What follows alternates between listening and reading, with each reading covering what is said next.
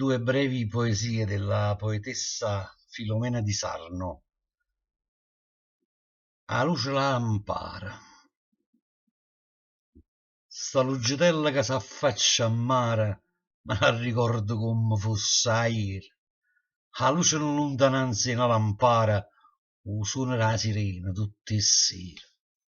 O vaso generoso avvellutato, o canta la canaglia in ta caiola.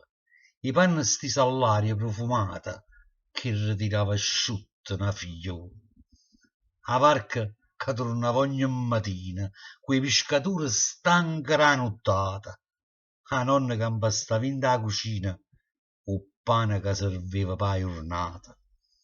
Un nonno con un nipote piccirillo che sceva solo quando stavo solo, concetta che allattava in un annillo, o ciuccio rispettoso di Nicola.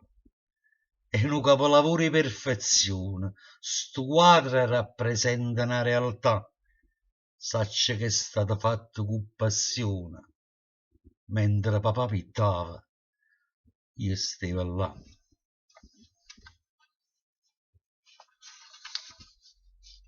Vorrei tornare a suonare. Sento che a poco la nostalgia mi trasrinde e viene arrivo cuore. Forse è più triste la malinconia e un ritratto senza più calore. Vorrei tornare a suonare senza pensiero, scordarmi tutto quello che fa male.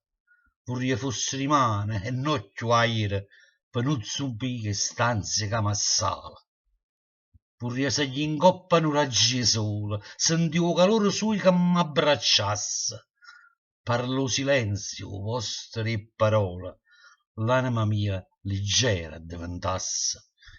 Io filo che mantenne la lontananza, vorrei che diventasse fu un argento, per stringere in mano una speranza che li fa scomparire questo tormento.